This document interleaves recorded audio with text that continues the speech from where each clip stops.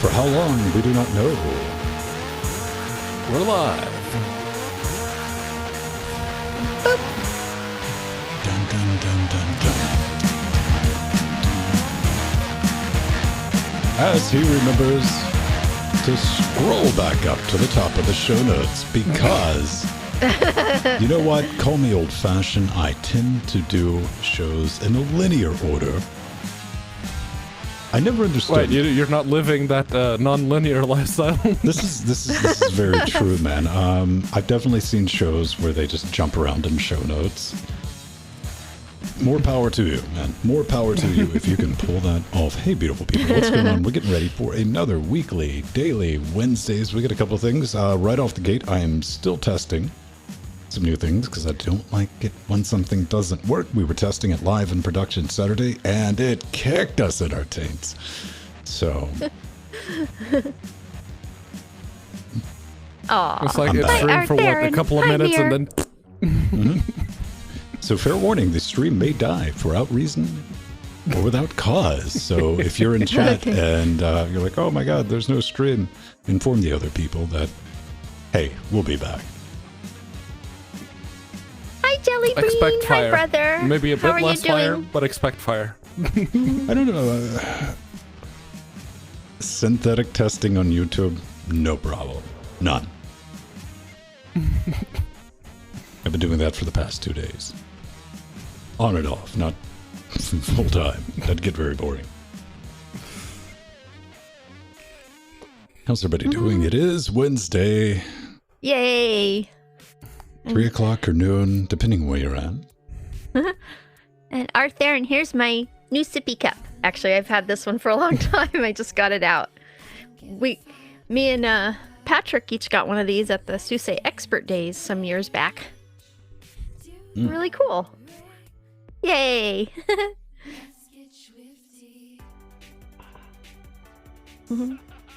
That's coming. That's together. Here's the thing, man. You got to give NDI credit. If you're unfamiliar with NDI, it is video IP. So if you need to send high definition, high frame rate stuff over a network device, you can do it instead of like using capture cards and stuff like that. It's too clever for its own good.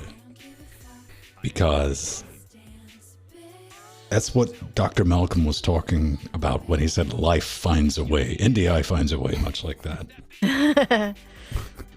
It will crawl through your network, and if there's a connection between two devices, even on no link aggregation whatsoever, it's like, hey, I can connect. Oh, let's use both of those. So, new tech, is there a way to bind that to an IP? No, get out of here. It's a feature. This is how we do things. But no, we don't expect you to be sending more than one stream. They do. That's why it's built into it. But they don't. Being too clever for its own good, because one link is going over fiber optics directly from computer, just hitting a switch. The other one is taking a trip from the switch to the router, then going back, then coming in. So that's adding latency, and to compensate, it slows down. And adds latency to compensate between the two connections. Again, clever. But not useful. Yeah. Useful in a situation where someone didn't have, the necessary equipment or software to already account for that. Well, if I was like pushing like several like UHD streams or, a lot of 1080p 60 streams, like it would make perfect sense. You could take a quad port NIC on both ends and just run it like that and say, have at it, NDI, and it would just do it automatically. All right. Yeah, which would be great, but when you're switching networks on different subnets, yeah, it's like a little too clever. Wow. So, Hey, my brother's been playing Half-Life Alyx. Yay! oh, nice. How's it working out? It's scary. I definitely think to play anything like that. Now, I would like to think of myself as more collected, but I'd want to have a wide berth. So that it'd be a while before you saw like the little grid. It's like, there's the wall. Like, all right. Yeah, I don't want, like, I want that umbilical cord straight up, too, man. Yeah, Jack, I'm waiting for the keyboard and mouse version. It's supposed to come. They're working on it.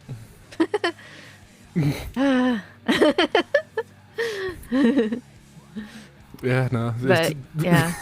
You're still expected to just load one of their saves to get past certain areas. Because you're supposed, with one of the knuckles, do a thing and shoot with the other as you're doing the thing.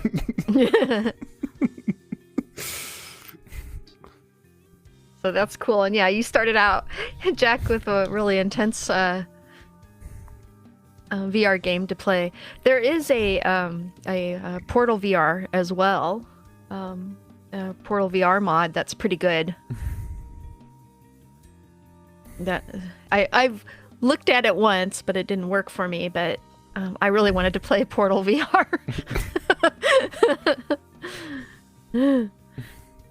Oh boy, I had better go take a break real quick before we start. Yes.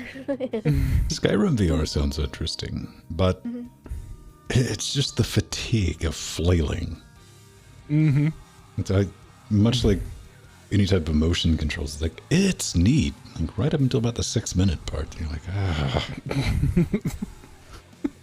I remember a dude that rigged up his Kinect and had a sort of VR thing going for a while with the motion detection and shouting at the Kinect microphone to do the shouts. Microsoft. We're going to talk about Microsoft. Stay tuned. Yeah. Yeah. That's the easiest prediction in the world to make. With the good comes the bad. Then again, they had already done that with Internet Explorer too, so... This isn't a repeat from 1998 or 96. You could never really get rid of it. Hey, Nova. No, you're not.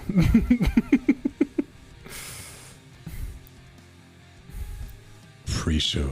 Cleverly disguised.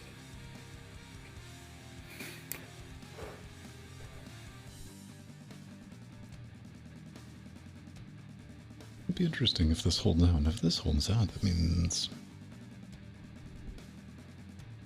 It's going to get real interesting Saturday if this holds out. That's all that really means. Not satisfied with this. It's like, sprinkle a little more insanity on top of it. I need to futz with it just a bit more. You do, man. Oh, Beamdog launches Neverwinter Nights Enhanced Edition to the iOS App Store. Ooh. That's got to be a delightful nightmare to try to play on mobile.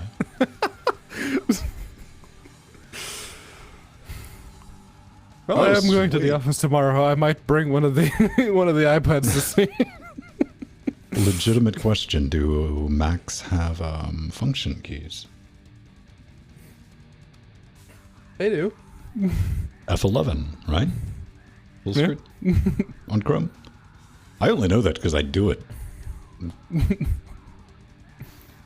I'm not entirely sure if the shortcuts are the same, because Apple has a need to be different. And they like to enforce, it's like, no, if you are going to be on the Apple Store, you need to abide by these guidelines. I'm like, all right. It's F11. Hold down left shift, F11, and 6 on the number pad. There's a butterfly in there somewhere. Also, why holding down left click? Think different. F11 hide all other windows. There we go. Did you send a bug report?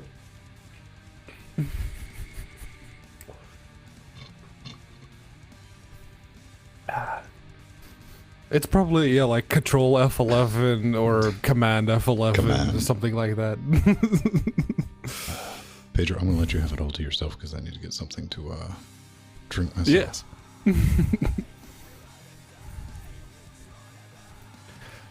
Yeah, it took some getting used to when I had the iMac at work because it came with its own keyboard, but I never used it.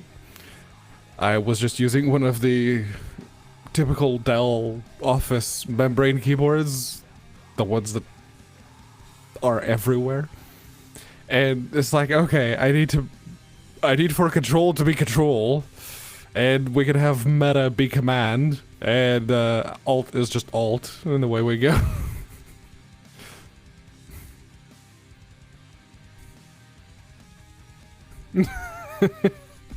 Yeah, because when you full screen something, it moves you to a different workspace. It's like, no, that's full screen on its own workspace, and you use the 3-finger swipe to get back to switch between the workspaces.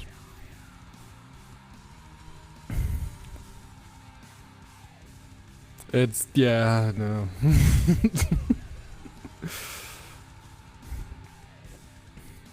I did. That was the most little French girls I ever cooked in one go. All 4 of them, all at once.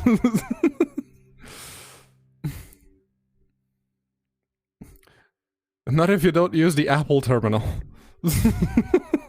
Use the Apple terminal to install Brew, and then you install a different terminal application.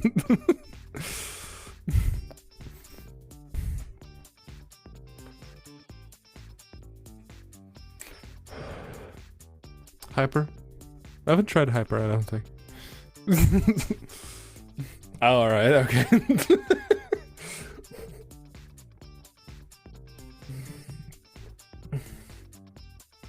Yeah, no, we've gone full circle with Electron now. There's an Electron browser. What did I miss? Talking about terminal apps in Macs. Terminal And apps. Strider was saying he used Hyper, which is the Electron terminal.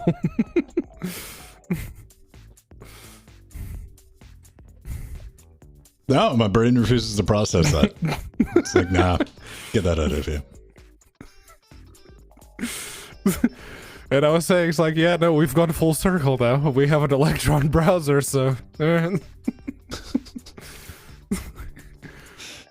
We need an Electron browser with a terminal emulator, HTML5.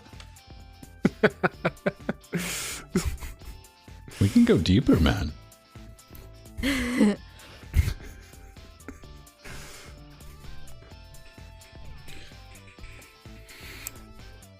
Okay, we've been live for 13 minutes and it has not eaten the poo-poo. Yay! Yes. Hear that, Fade? That's me saying thanks for taking the afternoon off. That's all I'm saying.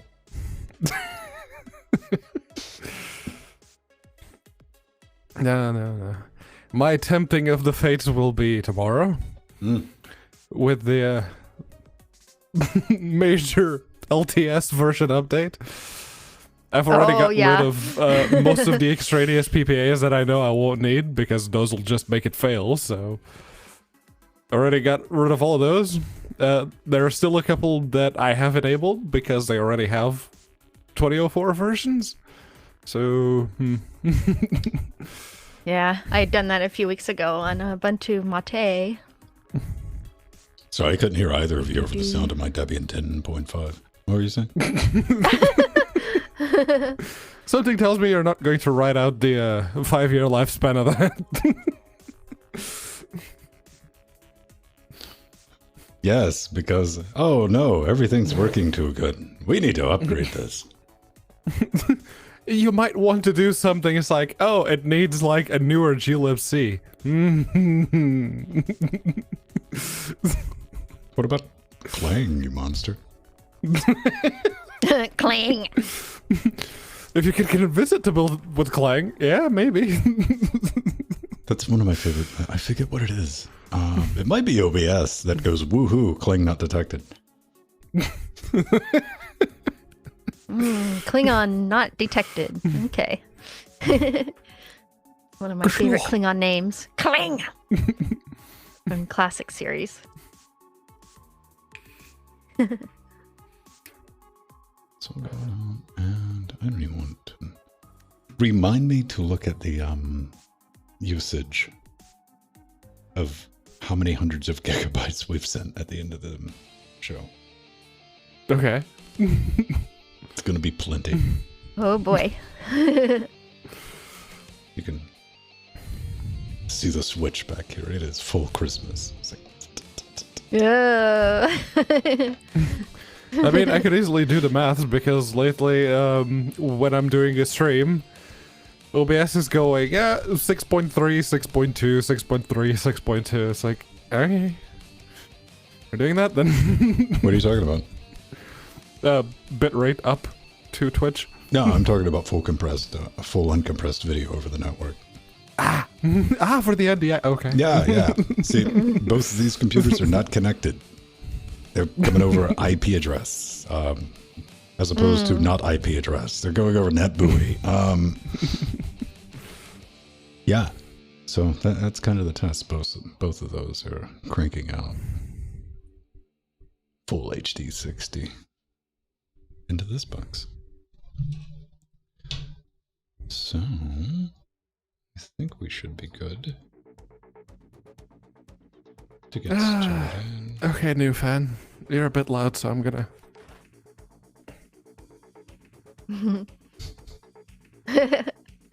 There's the button. Find the button. I decided I couldn't buy the PlayStation 5 fan, man. It is like $100 for a fan. It's $100 for a fan. I just took it off the wish list because... You didn't want someone spending $100 Our on crazy, lovely viewership and audience. Yeah, someone would probably. Yeah, buy. you see, that's the problem. I don't need to be thinking of an individual like, what's wrong with you? I mean, thanks, but really? Yeah, no. Our Theron still takes the cake with the 1650. You crazy person, you.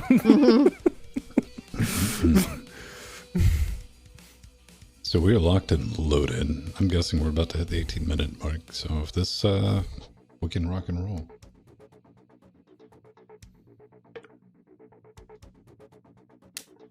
Make that red button blink. My latest Amazon purchase was actually the net screens for the Windows. Oh. Yeah. It's got the little Velcro straps. It's just there, done. Yeah, my little Amazon box, nothing exciting. It's like boring stuff. It's Linux New Year's Revenge because I went ahead and ordered. Oh, good. Like, fine, I guess I can do a video on it. And like wall tack hangers for cables. I mean, it's studio stuff. I'm like, whoa, come in here and work this afternoon. All right. No, Arthur, NVIDIA's bad. Don't you read... like our Linux? You know, that thing that is proprietary but has always worked as it should. Since the 90s. Yeah. The reason Ben has Linus poster behind him, yes. That was Optimus. Yeah. Yeah, no, that was deserved. No. And I'm pretty sure we could blame Intel for that too. Shut up, Pedro. You should only use semi-open source driver hardware to play your closed source video games. I've run into this argument before, so I'm just like, you know what? Yeah. I'm going to put you over here in this category. Yeah, no. Go ahead and run a deblobbed kernel. Like, no proprietary blobs at all. I do. And I then do it on tell me Jackbox. how good your graphical performance is. The terminal is crisp.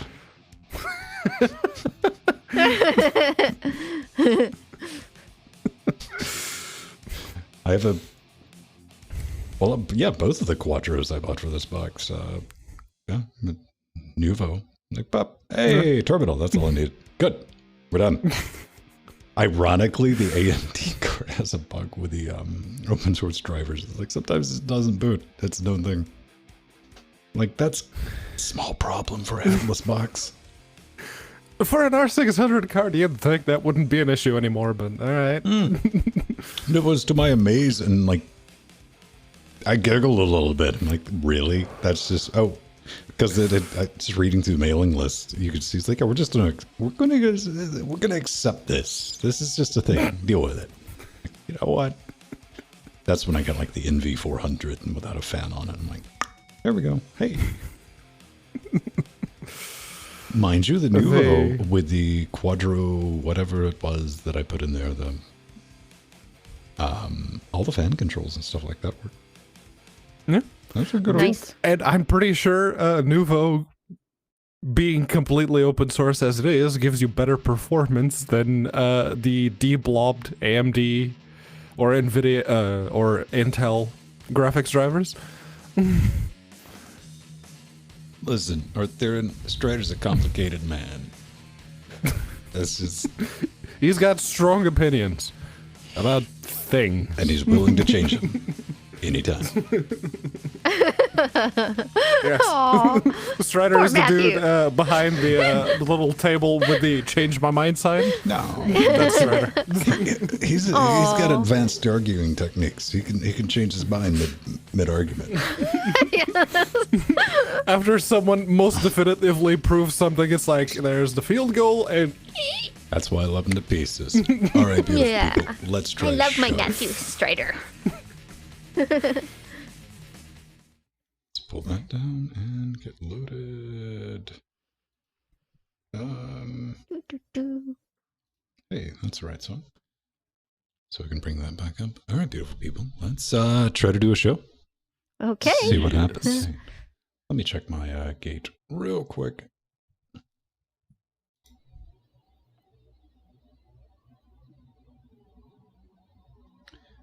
Give me 1 second. Let me clean that up a little bit. Yeah, I'm hearing something. Well, you should. I took off the noise gate. Yeah. You can hear my here. Ooh. Yeah, hey, look. I'm a streamer. clicky mouse. Yes.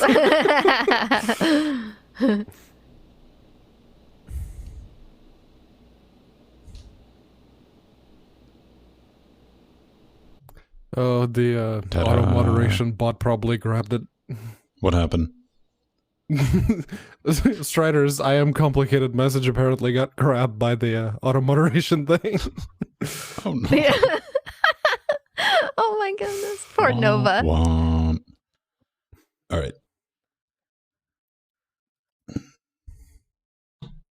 Hit play and start recording. Let's do it. And welcome back to Linux Weekly Daily Wednesdays, where we sit back, relax, take that Yay! midweek break, and It's hopefully cover Wednesday. some of the stranger things going on in the world of Linux and open source. I am Vin Stone, joined every week by Jill Bryant and one Pedro Mateus, and everyone at home. You know you're supposed to be working, but that's cool. Watching this live, that's kind of brilliant. What's up? What's new? It is a fresh week. We do have a large selection of things. We even get a Microsoft story that's not really... It's not really Linux related, but it's fun enough that we had to throw it in. But fair warning to everyone watching, you can pay attention, eagle-eyed among you. I am playing around with NDI because I'm severely grumpy still at Blackmagic because they've still not fixed the issue. And we're in week 3 of them discovering after a card being out for a year has issues with Threadripper. So I'm like, you know what? I'm just going to be using video over IP for these 2 boxes. The Jill and Pedro are coming through. That was an adventure. NDI is too smart for its own good. It tries to do load balancing even if you don't have link aggregation set up, and it was crawling all over my network, so I had to shut it off. So it was only going through the fiber connections into the Threadripper, and I think I have that sorted. We're testing it. We tested it Saturday 3 times when Twitch was like, yeah, you're not sending a signal anymore. But Oh boy. That was fun, and we learned some things. So, yeah, I'll probably have a guide up on that. Depending, I want to overcomplicate things one more time, so I'm try that again on Saturday for getting that set up, because it definitely saves some people some money in capture cards and stuff like that. Yeah. Yeah. What's new with you, Jill? Oh boy. Well, I had a great time again on Big Daddy Linux Live European Edition on Saturday, and that's always a lot of fun.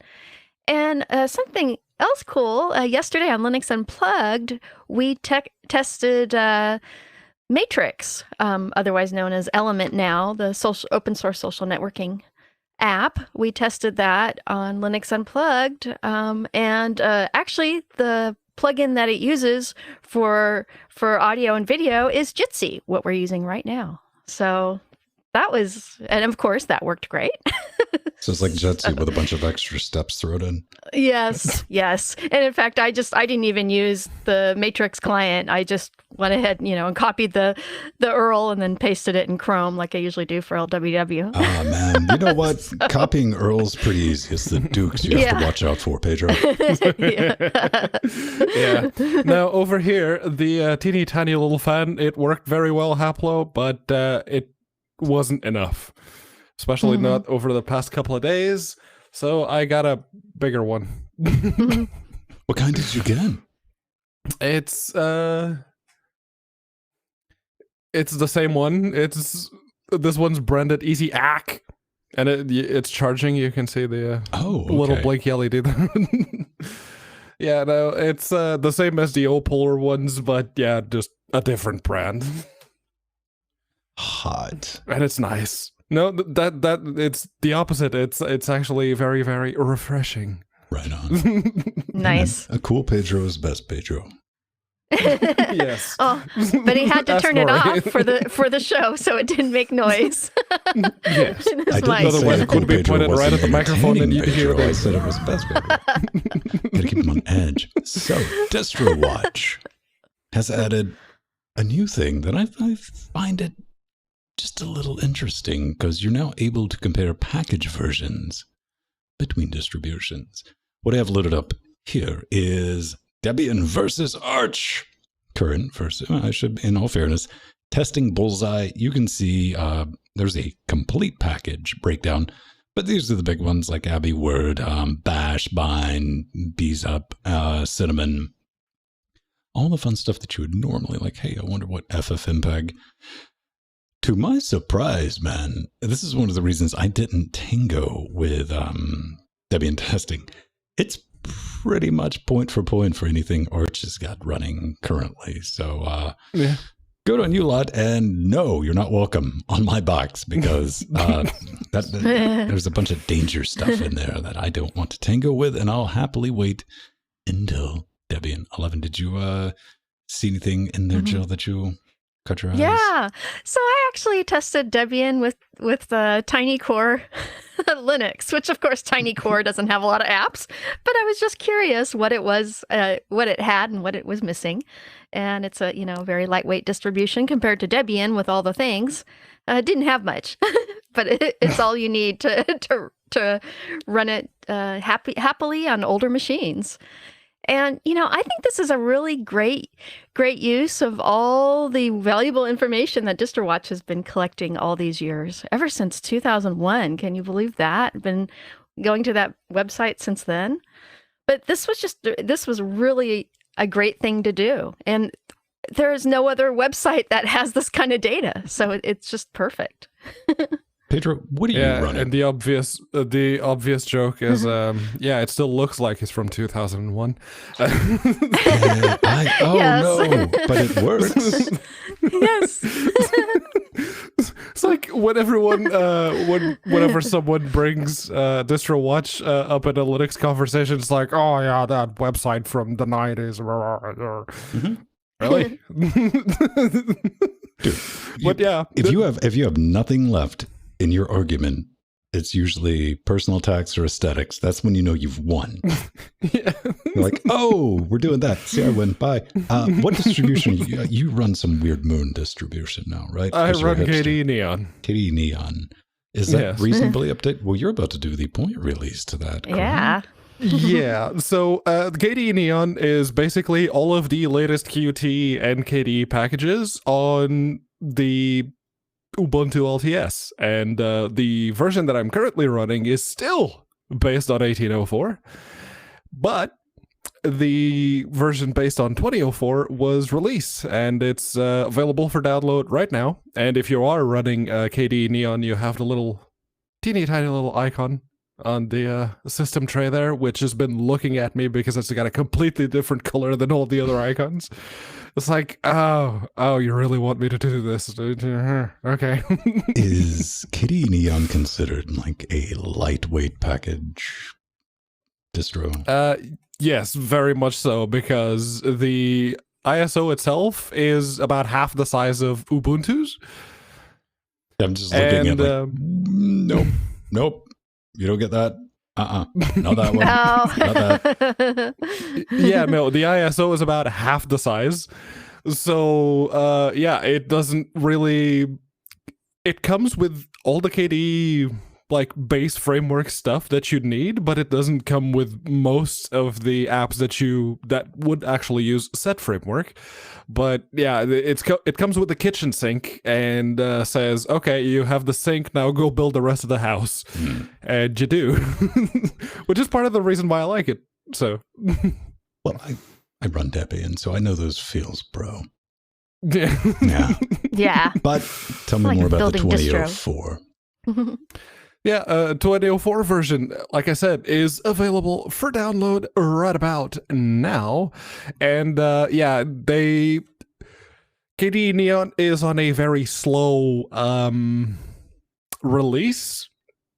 It's not, XFCE slow, but it comes close because they usually wait for the LTS to be out and have a point release. So you saw it's like, oh, Ubuntu now has a 2004.1 point release.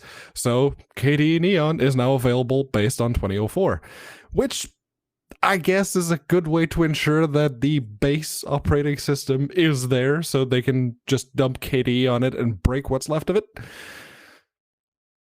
I don't know, man. I'm looking at the developer's blog. This is it. Yep. Like, what's new at it? I don't know. Here's a picture. Go away. It's based on 2004. That's it. That's it. But there is a big change, actually. The install ISOs now use the Calamares installer, which is the universal installers that a lot of different distros use. They're using that now instead of Ubuntu's Ubiquity installer. And that's a pretty significant change. And I actually love Calamares. I have used it on Elementary OS. It's really a nice installer. I don't think I ever used it. I don't know. As long as it installs, Anaconda, basically, outside of that. And, okay. Do I have next buttons? Yay. Don't have next buttons? No a next problem. button, a done button, and a change button. There, done. I mean, to be honest, as long as I can hit Y, I'm like, okay, we'll take care of it later. Oh, this is kind of exciting because LibreOffice has got a new version out. It's 7.0. And I know you're like, oh, but then like Google Docs is great and that's what you use. I don't say it's great, I say it works and can't beat the price. This caught my attention, not because it's LibreOffice, but they used a word in there that I didn't expect to see coming from an Office suite, Yes. and that word is Vulkan. Mm-hmm. I'm going to have to check this out because Jill, you can go into it more, but yes, this is GPU accelerated with Vulkan in 7.0.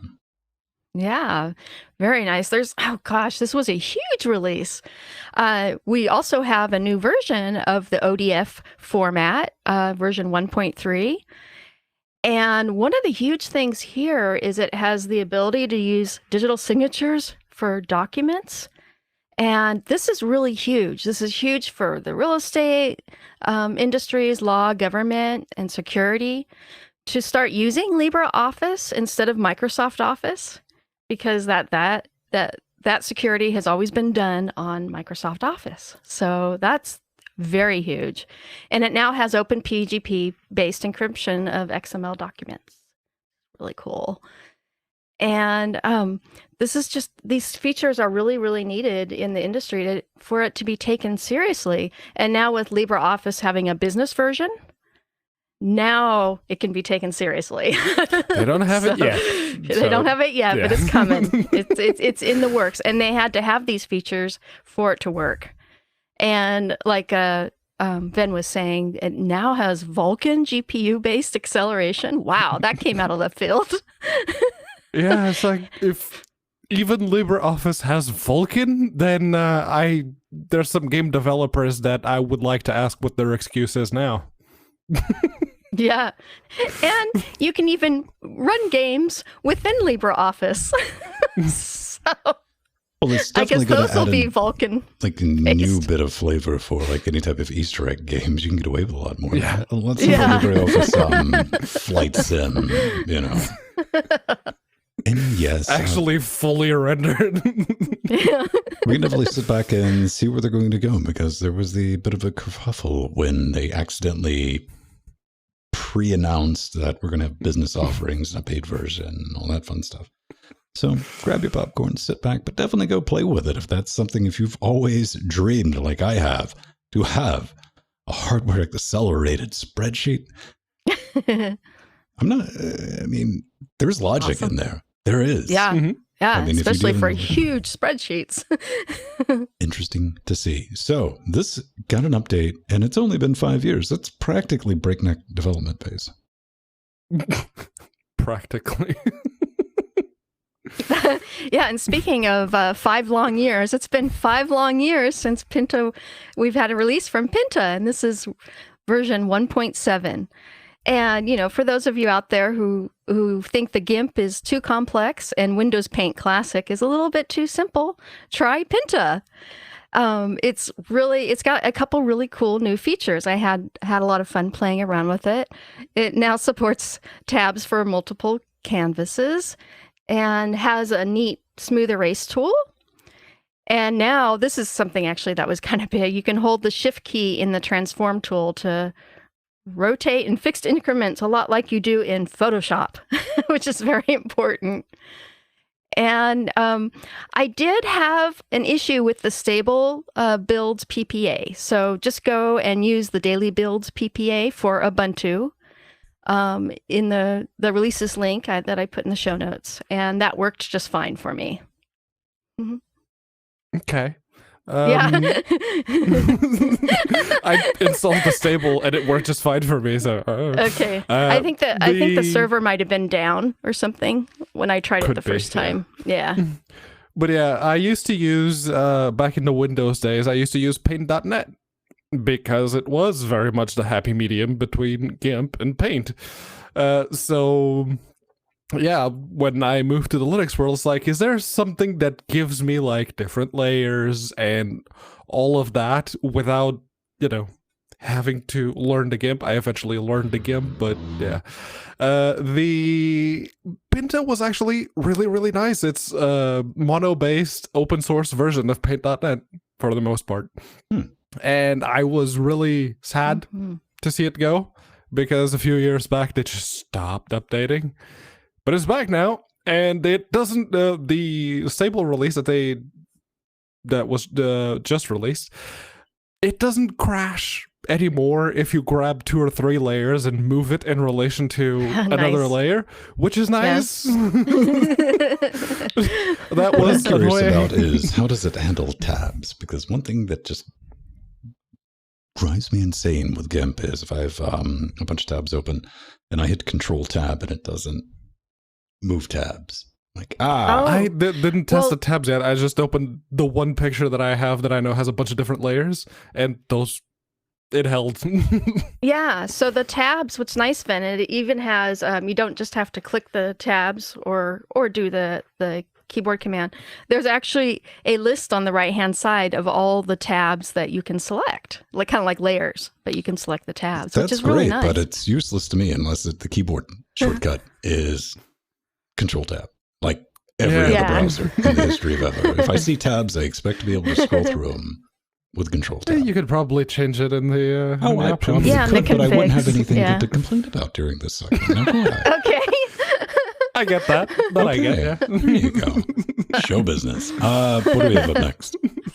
Up next, we have Auto CPU Frec. So, chances are, if you're on Linux, you've heard about CPU Frec, which it allows you to change the frequency and the governor on your CPU on your Linux distribution. But as the creator of Auto CPU Frec points out, you have to pass it at least. You have to pick which speed you want it to be at and which governor you want to use. And then you have to give it your root password so it can change. With Auto CPU Frec, it tries to do that as automatically as possible, as the name would imply, obviously. And they give like an example of, it's like, oh yeah, with most distros, the CPU will be using the performance governor with turbo boost enabled regardless, but then you can change it to power save and it'll completely disable turbo boost. It's like, that was a bad example. That was a very bad example because most distros come either on demand or power save out of the box. They don't come with a performance. I don't think any of the distros I've tried lately comes with the performance governor out of the box. And in Ubuntu itself, you need to disable the systemd managed on-demand service to get any other governor that isn't on demand to stick. So, yeah. But, yeah, no, the idea behind this is sound because he keeps saying, it's like, okay, if you use laptop tools or TLP and you use the power save governor, your turbo boost is disabled. So if you need to do something bursty, like opening a new application where the processor would usually turbo boost as high as it can get for a couple of seconds and then come back down, with the power save governor, you can't do that.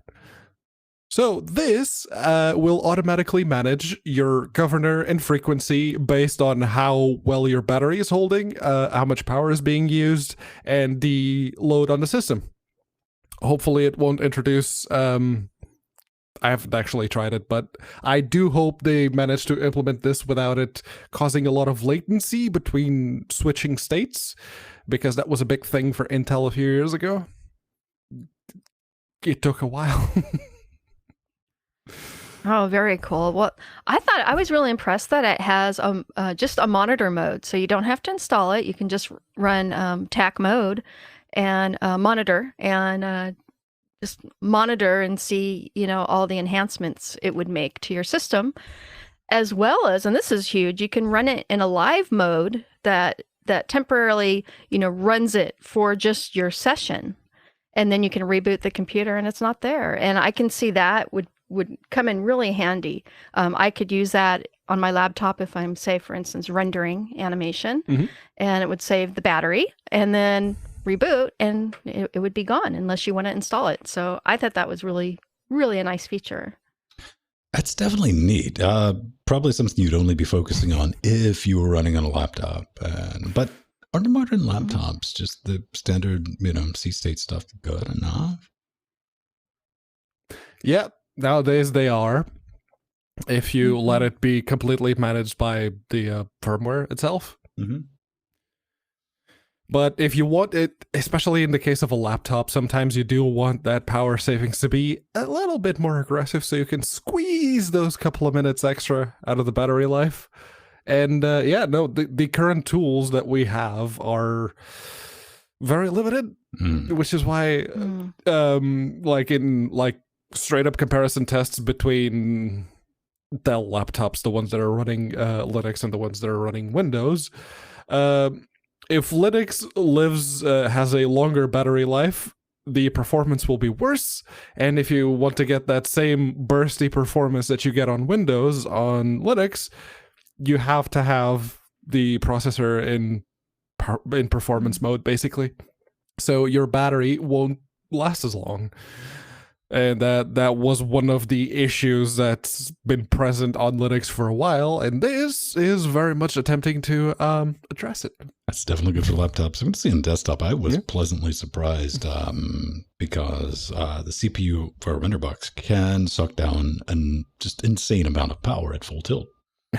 And I thought I was going to have to disable power save for it.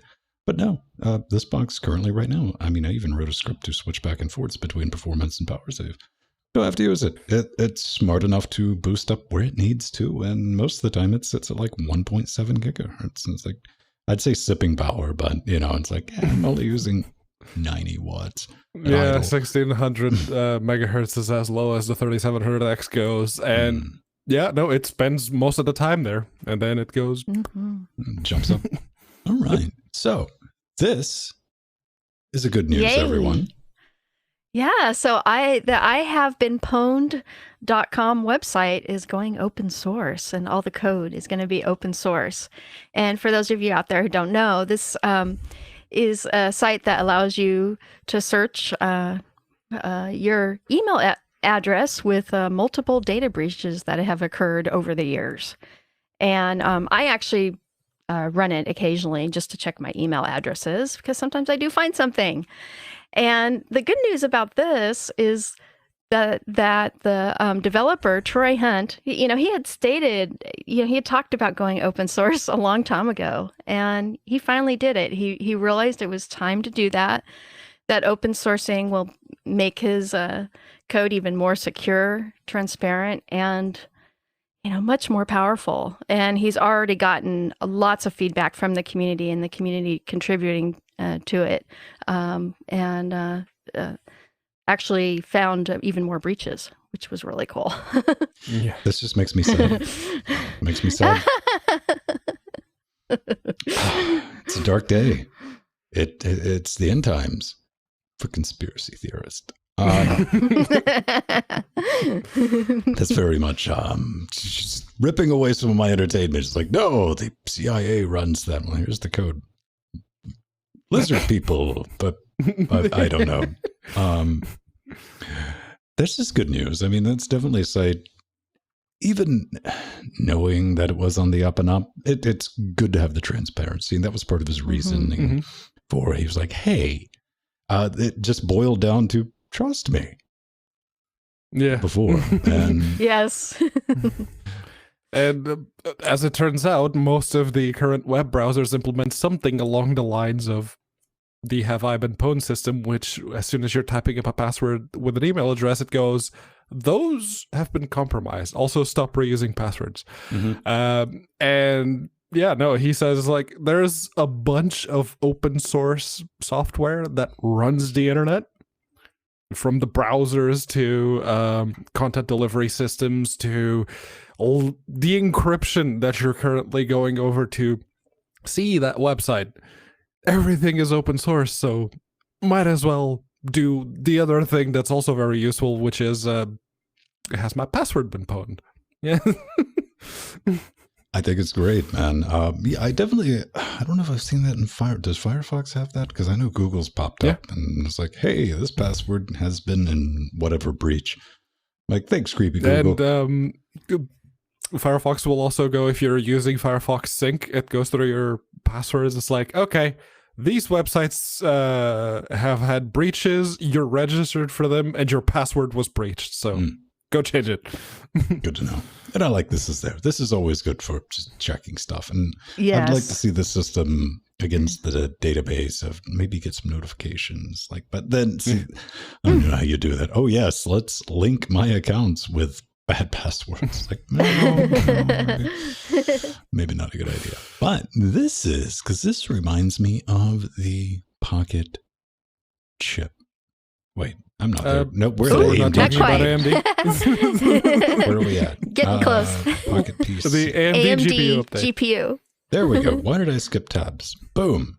That's on me, kids. Good news, everyone. Good news. Radiant software for Linux 20.30 is out. The big thing in this is full support for Ubuntu 20.04.1. That's pretty much it, man. I mean, this is the pro driver. To which, if you're playing games and stuff like this, you want to avoid it like the plague that it is. Yeah, that's for compute. Those are compute drivers. Just no. Yes.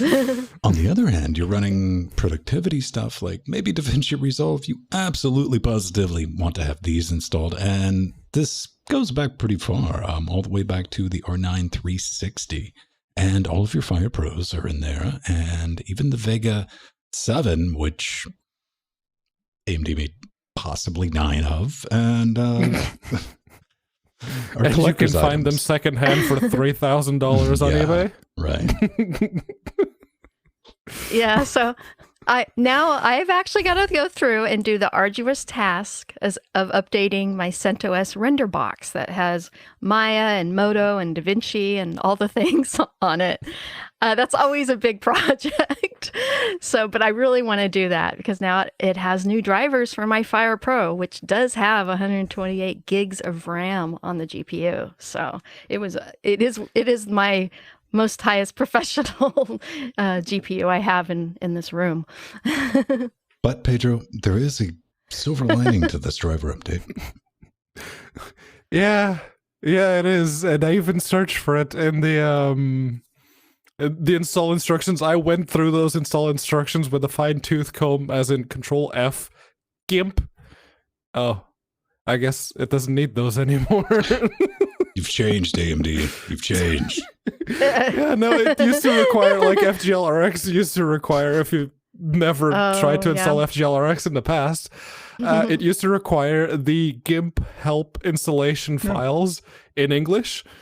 For some reason. It was our favorite, not a favorite thing, but it was definitely something we pointed out on the show we do Saturday, Linux Gamecast Weekly, for years. It was logical. It was like this version of Xserve, GCC, GIMP help file. Whatever. Okay. Why? Then again, that was back in the days now. when the AMD drivers would have an X button, go through it, say they've installed, and they did absolutely nothing. Mm-hmm. Yeah. You reboot it, and sometimes you'd get an X service. Most of the times you wouldn't. It was an adventure. Now, let's talk about the thing that looks an awful lot like a pocket chip. Yes, and the original version was very much based on the Pocket chip. Pocket PC is going open source. We keep getting a lot of these news, and I'm really, really glad that it is actually happening. And yeah, Popcorn Computers, they're currently developing the Pocket PC, which is that Nintendo 2DS looking planar computer that has a screen and the keyboard beneath it. And it came with the option that it also has like a long range connectivity option for the Wi-Fi's and very long battery life. That's like the point of the thing, is to be used at a reasonable distance from the thing and still give you very good battery life so you can be on the go. But yeah, it was the original vision for this particular Pocket PC was based on the GR8 Chip Pro. And they're still taking orders, so I'm guessing, well, one of two things is happening here. Either they are very confident in the product that they have, and they're just getting it open source to say, this is what we're doing. Or, especially since they're still taking pre-orders, they might be looking for that shot of fresh development directly to the vein because they're starting to run out of ideas. So whatever the case may be, I hope we see Pocket PCs, and you can pre-order yourself one for $300. Yeah. Yay. 1.2 gigahertz quad-core ARM, so it's Cortex A53, 2 gigajoules of DDR3, 32 eMCC. Could be 4. That could easily be 4. Please change that. USB-C, and it's in a nice 3D rendered case. So yes. Again, it's very Nintendo 2DS-y with the layout. Definitely, Pedro. And I'm still hoping, like we talked about on the initial release, that when we first started talking about what was then the Popcorn PC, I'm still hoping that the keys aren't squishy rubber. like it looks like on the on the picture. Yeah. But the good news is that they're taking feedback from the community. And of course, now that it's open source, they can take even more feedback from the community. But they are even for the keyboard layout. So maybe they're going to take feedback on how the buttons feel as well. I don't know. I mean, I think it's definitely going to be, membrane, because I could see myself with the argument of, can you make it clicky and nice? And like, how much real time do you think you're going to be doing on this? But I want it to make noise. What type? And the membrane actually, for this particular form factor, it makes sense. They just can't make the rubber too hard, because otherwise people will go, Yeah, that's true. I just don't want it ultra soft, not jelly. When you type in with your thumbs. I mean, you just expect that. It's like, oh, I want a clicky Nintendo Switch. Like, no, you don't. Trust me, you don't. No, you don't. So good luck with that. $300 to pre-order. Looks awesome. That's your jam. But I promised you a Microsoft story. I did. Uh-huh. I did.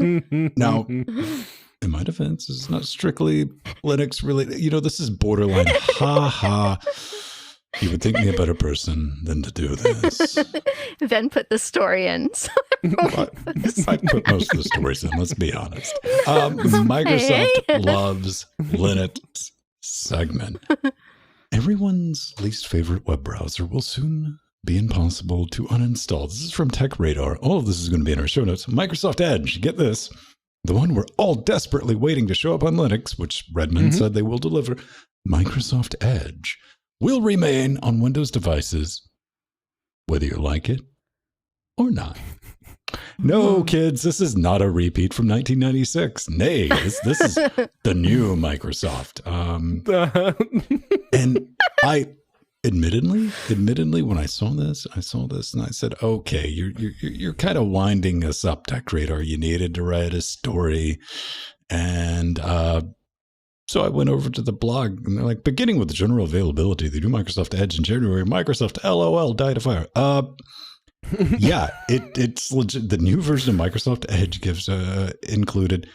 So the option to uninstall it or use legacy versions of Microsoft Edge will no longer be available. Straight up from support.microsoft.com. They're not spinning this even a little bit. You're like, you're just anti. That's what Microsoft said.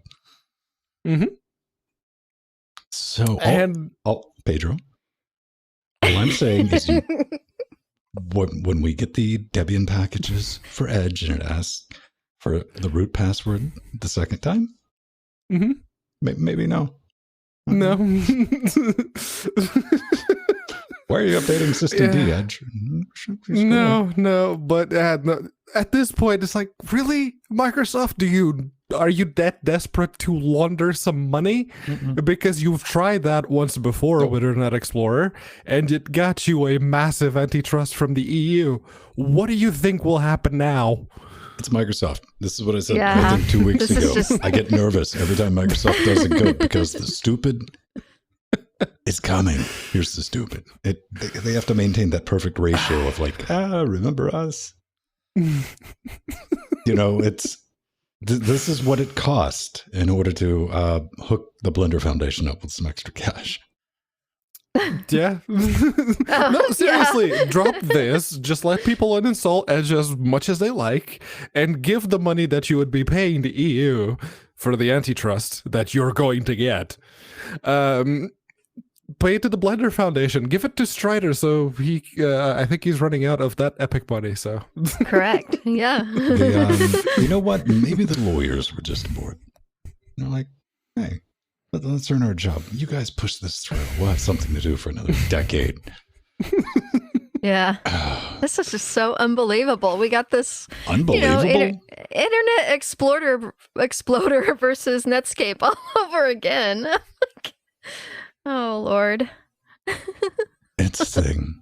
So we got to hop into a slice of pie. We are running short on time, but if you like what we do, you're like, hey man, these Yahoos are pretty cool. We like hanging out with you live, or more than likely you're downloading the podcast version. You'll notice, hey, we're not trying to sell you mattresses or anything. There's no advertising in it because we're completely community supported. Where can they head to, Pedro, if they want to community support us? You can community support us all the way. Oh, okay. I like the way you're talking. But careful where you put your hands. The easiest way is to grab yourself a mouse and go to linuxgamecast.com and hit the not the contact button, that's later. Yeah. Hover over the support button. There's a multitude of ways that you can basically support us, really. And you have your Patreons, your LibrePays, merch, store.linuxgamecast.com. We have stickers, we have t-shirts, hoodies. I really don't want to think about hoodies Mugs. when I'm sweating this much, but yeah. I'll buy you a hoodie if you wear it next week. Oh boy. We have possible fanny I'll packs definitely buy coming one too. for the winter, but No, yeah, it'll be no. great. We can say it's part of your training. I'm like, dun, dun, dun, dun, dun, dun, dun, and you can be like, yeah, I'm getting I ready. don't have that much body fat to burn, Listen, all right? basically, I just want to see you pass out on stream. I'm not going to lie to you. Oh boy. But yeah, Patreon is absolutely the way that you should support us. If for some reason you've seen the show If you like this it, far, and if it's your jam, Yeah. hook us up. That's a great way for us to fund what we do. In all of our ends, we try to put out some information, stuff we learn on building the studio, and all that information has been pushed out because I want more people doing more awesome stuff with Linux. And I want to try to make that as easy as possible. Or maybe we'll just make you laugh. Either way, whatever works for you, man. Kick us $1 a week. That's all we ask. But Yeah. And we we have need some to people thank to some thank. people, though. well, hurry on before I get off the screen. We got our wonderful executive producer and Fox the Dog, who gifted the Fall Guys Ultimate Knockout to me and Pedro on Steam. Yes. And it's been a really fun game. We've been really enjoying it. It's actually pretty fun. Seriously, thank you, Foxy. Yay, And I Foxy. suppose I should also thank Mir, Yes. who resubbed to us on Twitch for another 11 months. So, you crazy person. That you. sounds like Thank his you. own problem, man. I mean, that's just a gambling addiction. That's all that is. Thinly veiled. All right. Now, let's get into our singular Slice of slice of pie. This is more my speed. The pocket chip thing, I was like, okay, that's cool. This This is awesome. This made me want to go dig out my old, what was it, Motorola? Speaker buttons, headphone Or jack. the Nokias. I think it was the G1 that I had. I'm trying to find the spot in the videos. There you go. You get an idea of what's going on there. Nice slider. Yeah. Yep. What's the name of the product, Pedro? The name of the product is the Node Zero Terminal Oh. 3. For some reason, there's been 2 others that I wasn't aware of, but yeah. They have the Node 3, yeah, the major gimmick, besides being a Raspberry Pi-based computer that we've seen time and time again, is the slidey out keyboard, which is very much like the Nokias and the Motorolas, and there were a couple of other phones that did that too. I Palm can't Pre, remember. Yes. Palm Pixie. And yeah, it is based on a Pi Zero because it has to basically fit the screen, the keyboard, and everything else in what is effectively not that much larger than the original Librem phone prototype. Sorry, I had to throw that in there. Yes. A little thicker, I think. Just slightly. But yeah, it's zero based because yeah, the zero is just teeny tiny. I think that's neat, man. Just having a little slide out. Is this something that I can download and print, or do I got to buy it?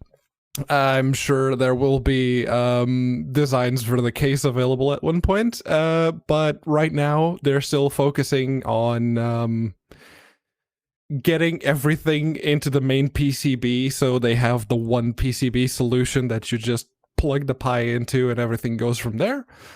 But yeah, they will say they will share more in the coming weeks-ish. I like that. So- One thing I'm definitely constantly worried about is, as somebody who's tried to design a sliding screen before, that works about 5 times.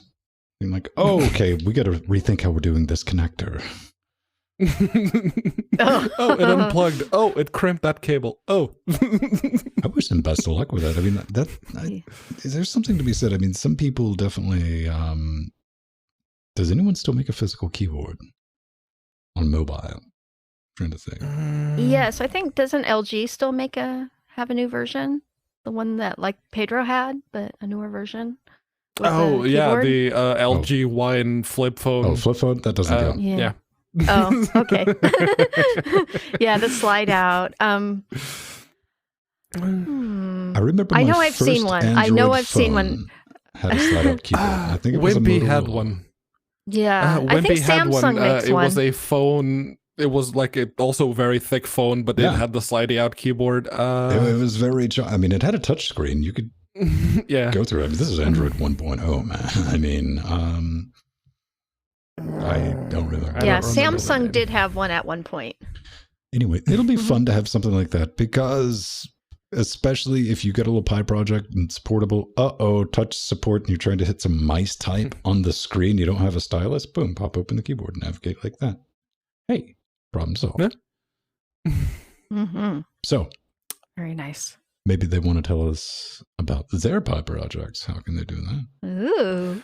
You can grab yourself a megaphone, stand on the other side of the English channel and shout, and maybe I'll hear you. But actually, probably the easiest way is to go to linuxgamecast.com, and now you can hit the contact button and pick LWDW on the show box. Otherwise, you might end up sending some inadvertent hate mail for that Saturday show, What We Do. But yeah, just fill out the form, and if you don't include too many Earls, we'll. I told you, the Earls are easy. Watch out for the Dukes. The spam golem might not get mad at you and actually let us read your message. You know, it's very So, impressive do sometimes that. because I get an entire log with some people are persistent. They, Yeah. which, me being me, I respect the tenacity, but you genuinely burned 15 minutes just redoing this, and it. More power to you, even though right up there at the top, it gives you an email address if you just want to email us. But hey, man, that rocks.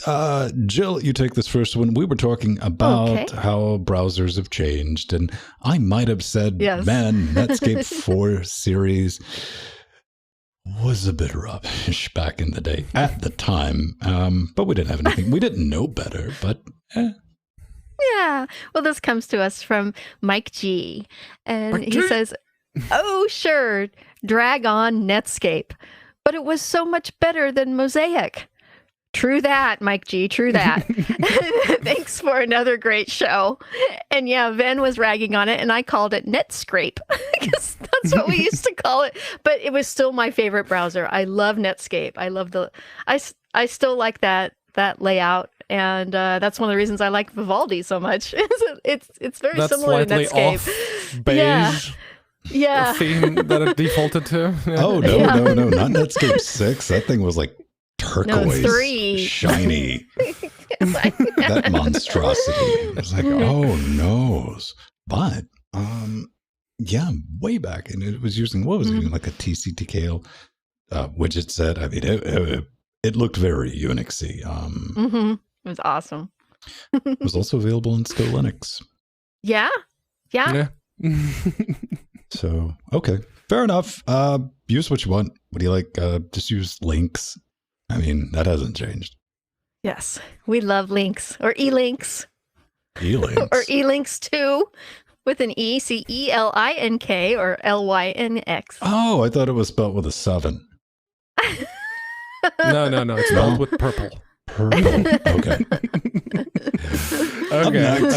This is from Troy. Yeah, Troy says, I'm trying to figure out how to set up jack audio. I installed Ubuntu Studio 2004 onto a netbook I have. I have a USB microphone plugged into it along with an M-Audio M-Track audio device. I want to take the audio from the USB microphone and output it from the mixer's speaker ports out of like the left channel to pipe it into my Xbox controller as my microphone audio. Oh God! I'd like to take the speaker audio party chat from the I feel you, controller Pedro. into. I was like, all right. What? All right. I mean, you get points for creativity there. Well, it's but, like reading suspension horror novel. You're like, well, I'm invested now. Let's see where this goes. Take the speaker audio party chat from the controller into the microphone and ports on my audio mixer. So I can tell OBS that my USB mic is my voice and the microphone port on the mixer is party chat. I had this working under Windows. Okay. But the only way I could get it to work using Pulse Audio was to create a loopback so that all audio looped out through the amp track, but that made it that if I plug the party chat into the mixer, they could hear that as well. I'm hoping that if I understand what jack audio is, that I should be able to create the setup I want. I just can't figure out how to see the devices. My God, man. It's awesome. I was like, the only visual representation of the setup that I was thinking of was like a wizard eating spaghetti. Okay, so these, when you plug one of these into the actual USB, the audio thing actually shows up. So you can use the little not 3.5 mil jack at the bottom and the little grill here as the microphone. Mm-hmm. I'm trying to place in my head how this would... This is where the wizard comes in. I think I need a wizard or at least adult You're gonna need supervision two, because possibly there are dark 2.5 thoughts candles coming to into pull my this mind off. right now. Jill, you threw in there'll be a link in the show notes for a tutorial for setting up Jack. The issue with that is for this use case, you can't run two different devices with Jack. So that's not going to fly. Now, I kind of tapped out. I'm not being mean. I'm just going to be very honest with you before you spend a lot of time. First, you're probably using Voice Meter Banana on Windows to do this, which by all accounts is a great program on Windows. I mean, it's definitely simplified some things for people doing audio routing. But on Linux, on a netbook, I wouldn't. I don't think you should tango with that, is what I'm saying. Because outside of gaming, the second most demanding thing you can ask of a CPU is doing real-time audio processing. I'm just going to be honest with you. Trying to do anything close to what you're trying to get to is probably going to end in with tiers and X runs. But that big kicker is that USB mic, because that's bringing in your second interface, which Jack is not going to be able to tango with. Not even a little bit, simply because you're going to be dealing with two clock sources and you're going to have clock drift. And it's going to get clicky and poppy. I mean, there's a hack way to make that work, but the results would not be desirable. But you're on the right track with the loopback module. That's going to be your best bet for what you're, because you do have to realize what you're trying to do right now is Rube Goldberg. As somebody who has done stuff like this in the past and done shows with Stomp, I can respect that.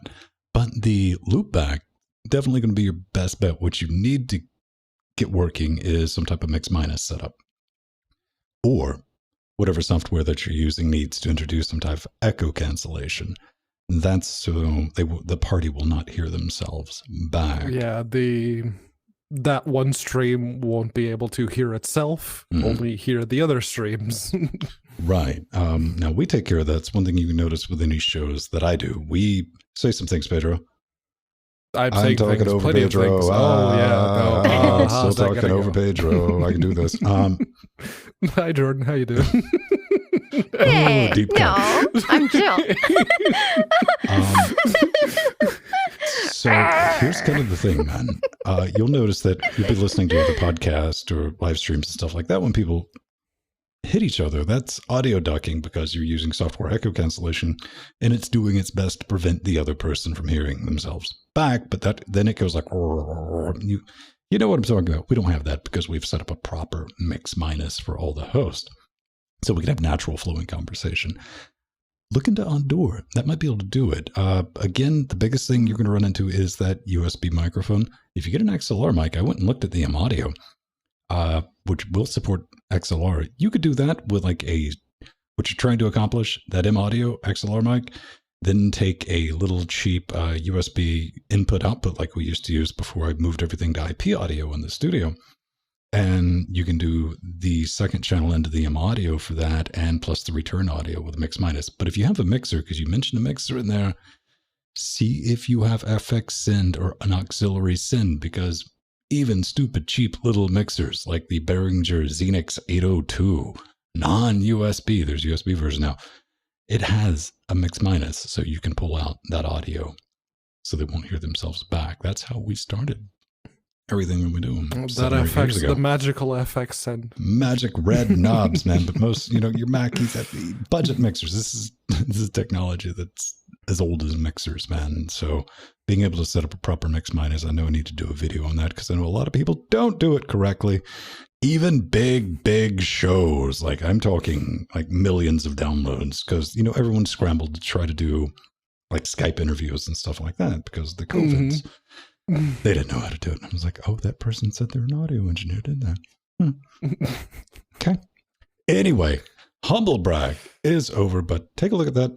Email us back and let me know what solution you end up doing. But we've overstayed our time, so we got to get out of here. I'm going to roll some credits, and we're going to heap some big, sloppy praise all over you. Aw. Thank you, Troy and Mike G, for your feedback. That was excellent. More feedback. Yay! More feedback. More feedback. The Pedro the best feedback. Oh, hello, Justin in chat. And Novadell's here. And Chibsy. We love our Chibsy, too. We genuinely couldn't do a show if we couldn't talk over each other, especially on Saturday. Yeah. Hence my joke about, hi, Jordan. Yeah. Yes. I get it.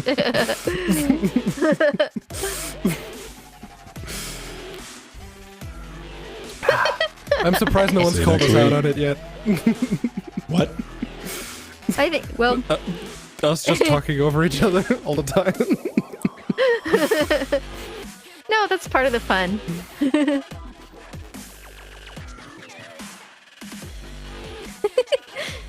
No, it's one of the things that will definitely, I advise if you were doing a podcast or audio live stream or anything like that with more than just you, we can have natural conversations. Yes. Because in a natural conversation, you don't take turns. You interject. Mm-hmm. Or you laugh. Unless you're me at a social situation where you don't talk at all. Because I just want to go away as quickly as possible. No, I don't like being in situations like that because I refuse to have a bad time. I will create a good time, and that's when problems can arise. Just got back, ready for the show to start. Oh, just in time, Scott. I told the PC Perk kids See you all if they next need week. somebody to rock and roll on their podcast, I would help out. I don't want to be on the show. No offense, but I'd help them get it up. I'm just saying, don't come knocking like tonight and be like, hey. I hope they get everything sorted out, though, one way or the other. Yeah. Because if they don't, we win. By default. We're just going to outlive other shows. That is a interesting setup to have. I guess that was what they had at the time. They had a netbook and they had the what are you talking about? M-Box M-Track. Context. What are you saying? Pedro. The Jack Attack. Oh, okay. There we go. I was like, there's another one? What? No, it's like I understand trying to make something work with what you have. I preach that. I practice that. I'm pretty sure that is exactly what happened here. Is 100%. I mean, I'm down with doing something as cheaply and effectively as possible without sacrificing quality. That's the difference between being frugal and cheap. cheap, you sacrifice quality. We migrated Exchange 2010 to Office that... No. Nope. Office 365. Friday night.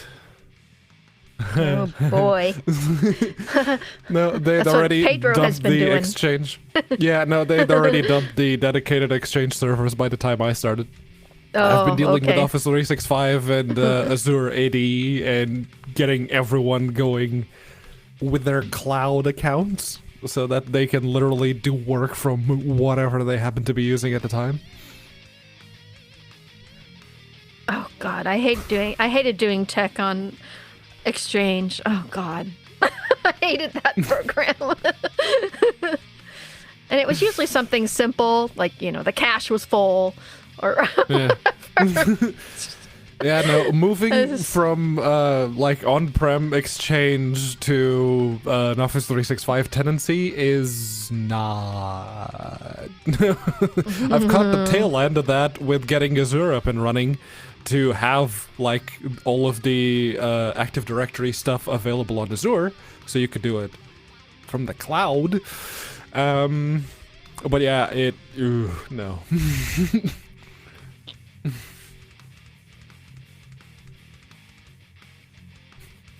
Yeah, of course Microsoft wants to duke and pave.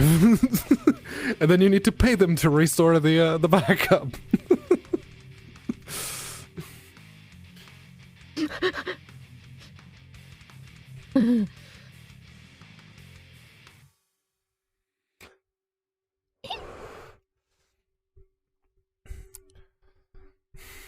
Or Theron.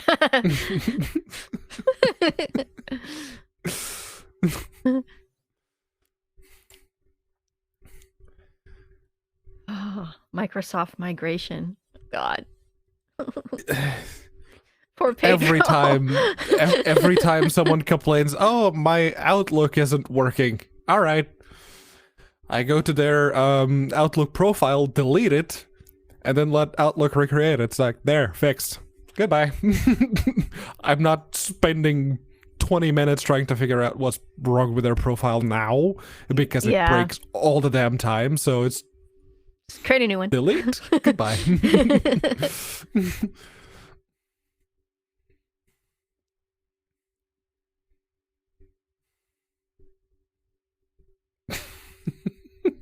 YOLO.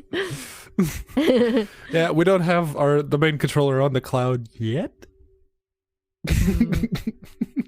That might be a thing that may happen, because I think the NHS, with the whole, global pandemic thing, has realized... Ooh, there's an Amazon box.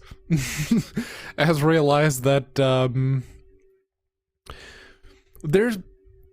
people can work with much, much cheaper equipment, and they don't need to be paying £1,000 per laptop so that people can work. Yeah.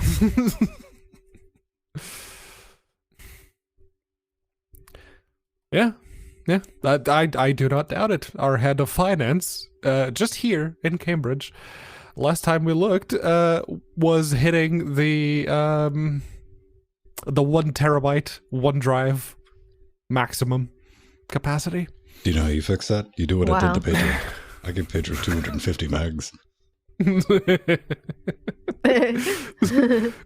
Basically, I deleted everything that wasn't from 2019. I only have 2019 now and 2020. I just know, like, maybe once or twice a year, I get an email notification, like, one of the users is approaching their quota. I'm like, good. Oh, it must be Pedro, right? I get all of the press things. Yeah. I can't talk any smack because I unintentionally archive it, because it's guaranteed. Like every 2 years, I'm like, oh, okay, we're going to clean everything out. The next week, I desperately need information contained in one of those emails. I'm just like, well, okay. It was for the best, though. Let's see what's in the box. Cool. What's in the box? It's boring office stuff.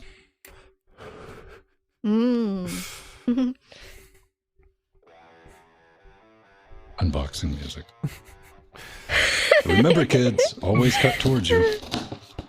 Yes. Oh, shit. Bad Always. Ben. Bad Ben. I don't have any feeling in this hand, so it won't hurt. Might bleed out, but it won't hurt. That's still kind of questionable. I have one of those little. It's a little opener, but it has a little diamond head on the end of it. It's wonderful, and I've never hurt myself on it because it's so tiny and it works really well. Yeah, no, cheap Amazon pocket knife. Oh, That's yeah. it. Ooh. It's just what it's even got a little handle. Marbles? No, Did you buy man. marbles? I wish. These are little nail-in clips to hold like wires Oh, like and stuff. P-clips. Oh, yeah, you needed those. To run cables. So Very good. there's that. Thanks, Linux Neuro. Now I have one of my own. There you go. So we have a matching set of fiber optic transceivers from 10G Tech. I bought one to match that one. And I'll be doing a video on what you need to buy and what LC is and multi-mode versus single mode. And to connect them is OM4 multi-mode. It's optimized for blue laser. But with a 850 nanometer wavelengths, you can use OM3 or OM4. That's some other BS that I'll inform everyone of how to set up, because I've watched some YouTube videos like, buy this when I think, plug it in. That's not how you do it. Did I write myself a message? No, I did not. Sorry.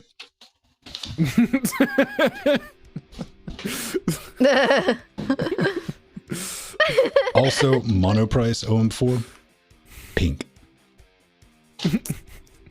Oh, it goes with your chair. All right. Yeah. Also easy to see, too. Yeah.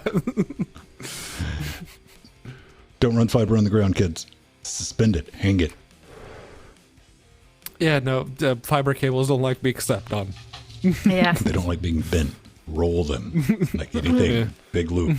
From here to here. Nice and loose. Then hang that somewhere. That's how Yeah. you pull slack and Not fiber. T-pin, so minus a chair.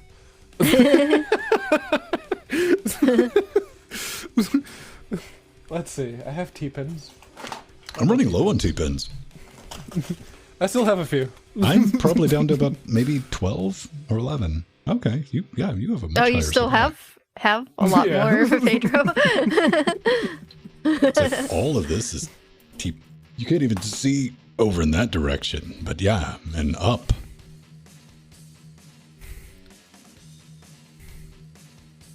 Marmalade, SDK. Yeah, so I have my fiber for my internet in here going up this metal bread rack, and I've got my router at the top there, modem, and it's literally coming from a hole in the floor up, and it just goes straight and hangs nice and loose. It's nice. At my parents' house, the Ethernet cable to my bedroom came from the corner of the living room window up towards my parents' bedroom balcony, and then across to mine, and then the corner of my bedroom window. Oh, And then my dad gosh. is like, no, you can sort it out from here. It's like, all right, okay. So I bought a bunch of those P clips. It's like right along the trim. Yeah. There, done. Well, that's perfectly fine. I mean, I've given up this room to the show because my long game is to sell this house and knock as few holes in the wall as humanly possible. Yeah. But this room, I'm like, no, I'm just going to have to respackle everything. Yeah. So, but most of the stuff held up in here currently is just gaffer's tape because you know what? It holds. It And works. You take it off, there's no residue. Electronic Beat. Thanks for the follow. Yeah, thank you. What is that, Mira? Is that ceiling cable? Cable's just coming from the ceiling. Wow. Yeah. I don't have anything. Well, no, not on this story. Running down in the basement, I do. Everything beats Wi-Fi, man. Everything. Power line networking crushes Wi-Fi. Yes, that's. I was thinking of using that to get the nice internet to the garage for Steve's husband. Steve can live with Wi-Fi. If you're just watching YouTube videos, yes. I want to get him something better though. Just don't tell him. You don't know. Yeah, don't tell him. Yeah, that is true. If I don't tell him, he thinks it's good. You know. You can usually in Soapbox Race World, the Need for Speed World fan resurrection, you can spot the Wi-Fi user because their car is teleporting all over the place. Listen, man, some people are Wi-Fi diehards. I don't know if you're listening, Rohit, but...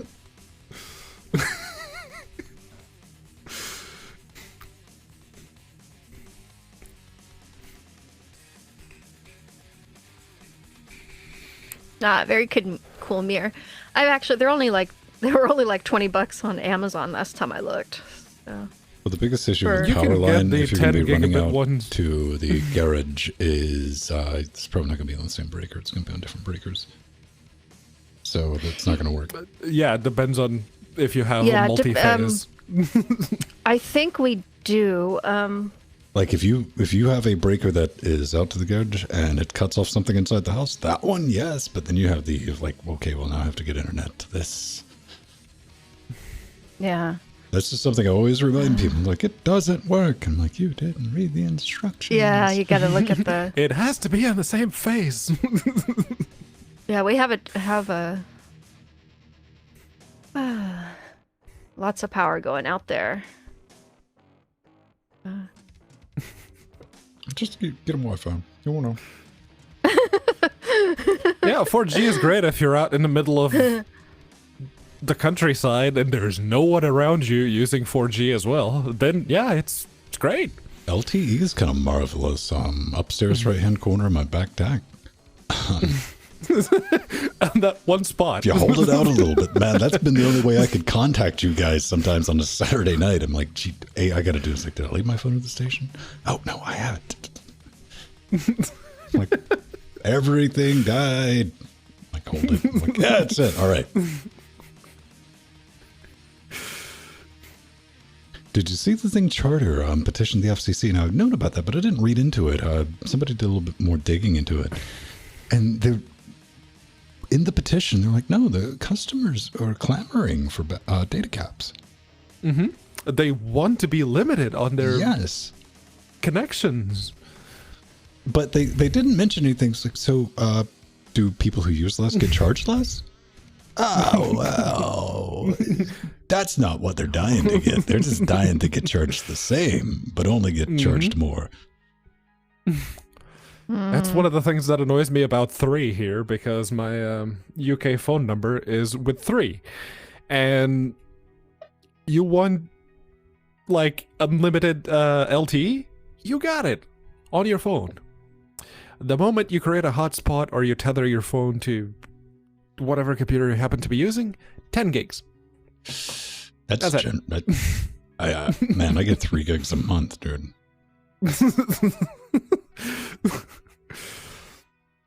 That was like the first plan that I got with 3 was like, I think it was £30 a month for 10 gigs. 10 gigs on the phone and a gig if I tethered it or use the hotspot. Okay, Pedro, place your bets. How many megabytes of data have we sent? Ooh, yeah. Oh, yeah. Both of your video feeds are coming over IP now. 1080p Okay. 60.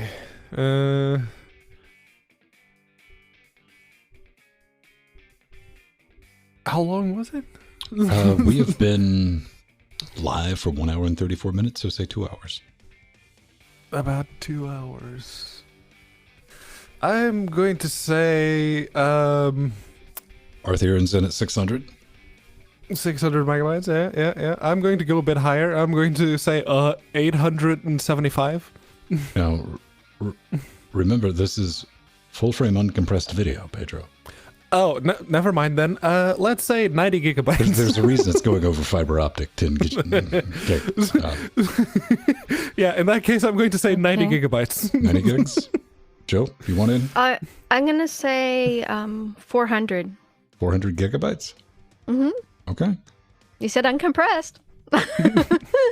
So, Alan's in at 1.2. Depends on what codec, but... Scott says 6 gigs. 6 gigs? All right, we're gonna post it. Okay, let me see. Is that it? That's it. Okay, here it comes. Here come the digits. There you go.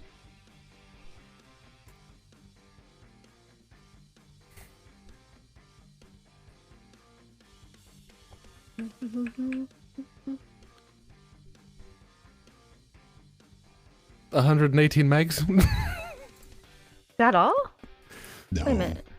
That's the rate, Pedro. You're looking at Oh, for your total pull through. You're looking there. at SFP2, which is fiber link 2. Yes. And you want to look at your TX bytes. For the SFP2, 160. Yeah. 460 gigs. Yeah. Jill was closest.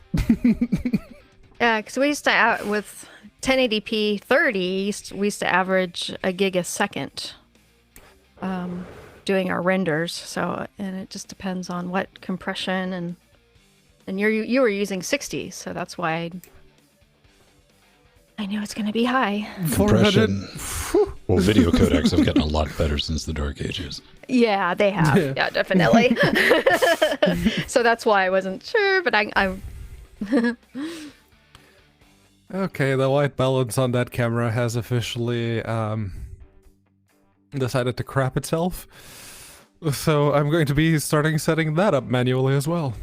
Like everything else. That was the only thing left on automatic, and now I'm especially olive skinned. Are you saying it's not factual? Yes, I do have a bit of a tan on Hold up a account piece of of paper. the extreme I want to see if it's... Come on. paper. I don't know. Let's see. I can't read it. Oh, There you're is white nothing balancing. written on it. It's just Sorry, white you're paper. white bouncing.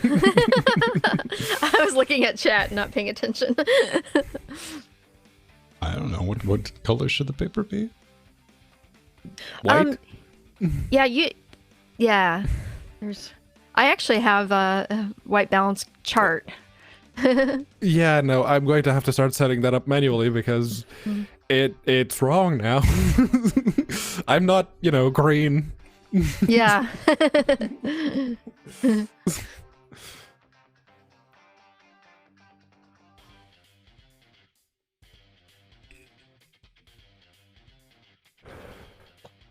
Let's see. Unless Give me a minute. I'm making you green.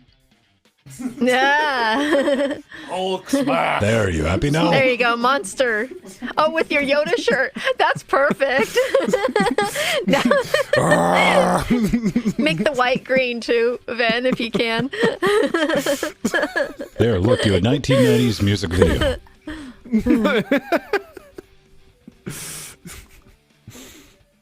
Oh man, let's see.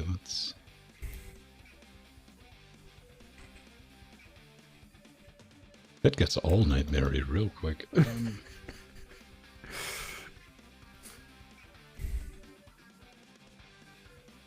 put that back at 0.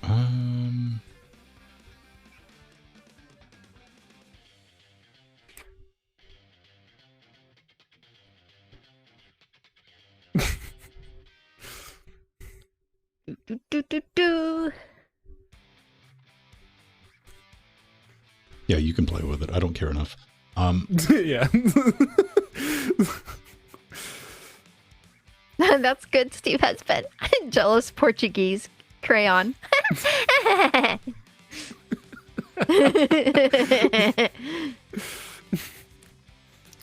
Stupid green with envy.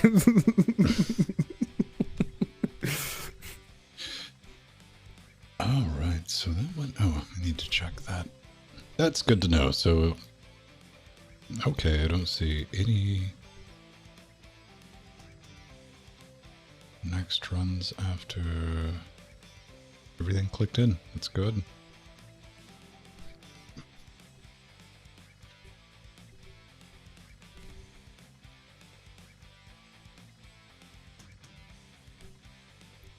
Yeah.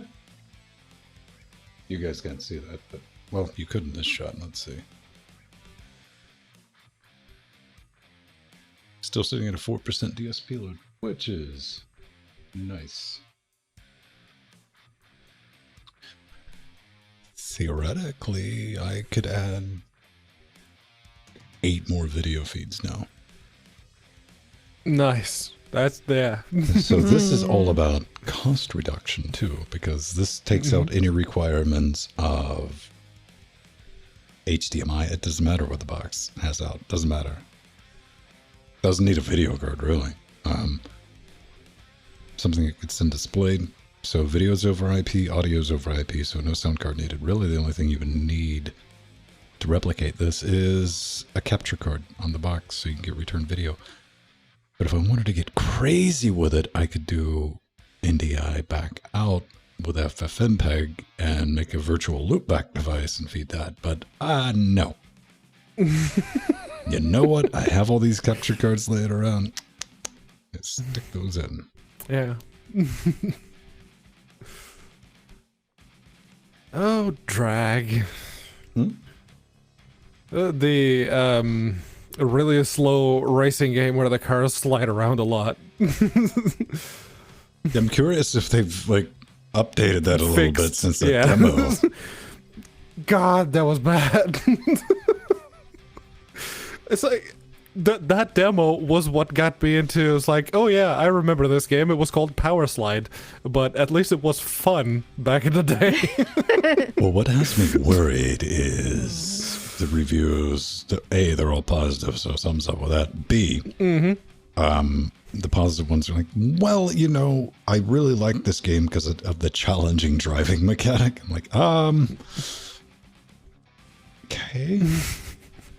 That's one way to silverline that. We'll have to see. No judge. It's like, oh yeah, it might be great when it's when it finally comes out. No. That's not a reason to give a good review, no. Heck, I might be the smartest person in the world. You don't know. It's also got quite the price on it. Hi, Justin. 30 pounds. Glad you came in. Have a good one, Justin. Yeah, 27 pounds, 79. Yeah, it's like 30 something bucks. Yeah. Oof. Oof. We'll have to see. We will. Once it's out of early access, unless is? it pulls a distance, it's no, it's in early access. It just came out in early access. Oh, it's in early access now. Yeah. Oh. Yeah, the demo was supposedly pre-alpha. Okay. All right. See, that helps me a little bit. I just saw that it showed up on the Steam new releases. It's like, oh, it's done. The thing that came out of early access was Risk of Rain 2, but there's no Linux Nice. version on it, Doesn't despite exist. it being a Unity game.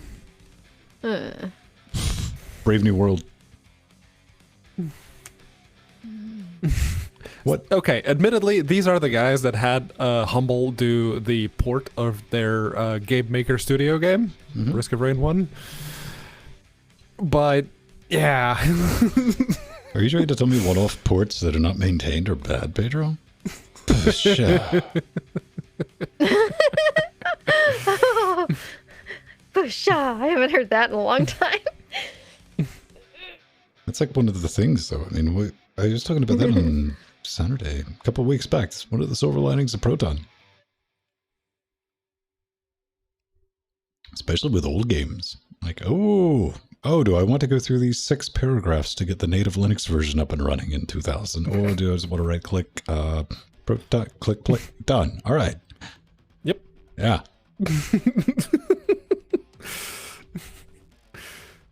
And the Steve, did that sentence make sense when you're typing it? Or did you forget something? Some get lost in translation. Starboard?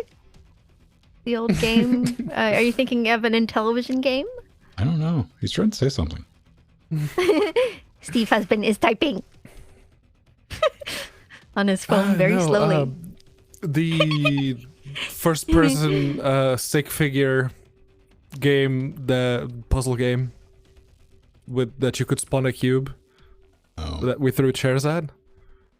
Steve was trying to make a navigation joke. Well done. Ah, God damn it. Okay. What can't game remember. was it, Pedro?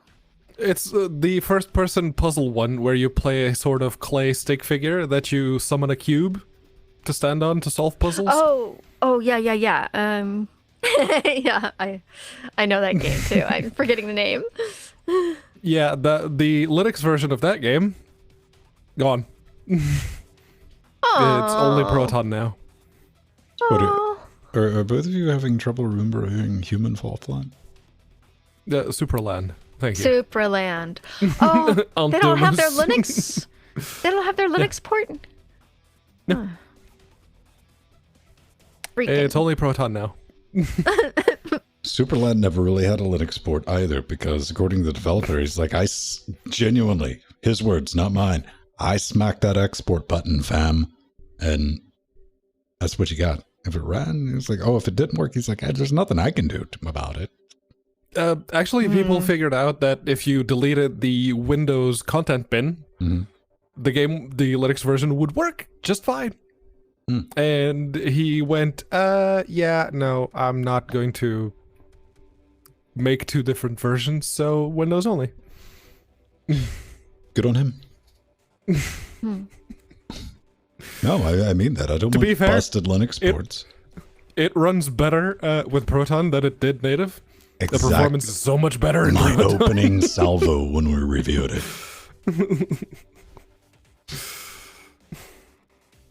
Hi, Aunt Domus.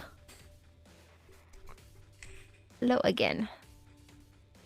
Well, do we have anything else good on? Did I need to put that in the form of a question to get a response? Yeah.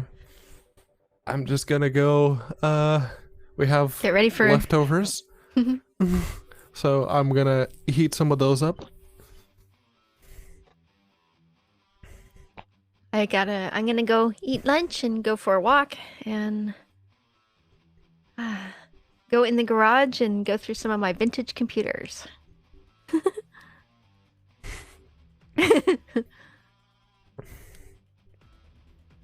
All right. Cool. I'm going to go make a podcast, so Okay. that's all I'm going to be up to. And if Black Magic ever gets that card sorted with Threadripper, I mean, it's only been 21 months since they released it, so they're still home. At least they've acknowledged there's an issue. But one of the big things I wanted to be able to do is, once I have the ability to capture my desktop, I'll be able to stream it. I mean, like, I kick it over to YouTube, be like, yo, some people want to come over and watch that, get some education while we stick things together live, ask some questions. I can make that happen. Oh, that's cool. Yeah. So it's always easier to teach while you're doing, and that will give you that ability. So, Yes. until then, I'm going to go do that anyway. Just, you won't get to creep. Bye, everyone. Be awesome. We'll be back. Bye, everyone. We love you. I'll be back tomorrow with Jordan as we continue our Wolf exploitation multiplayer in Youngblood. That'll be 7:30 Eastern, It's on the schedule on twitch.tv/Linux Gamecast. All right. Bye-bye. See you. Bye-bye.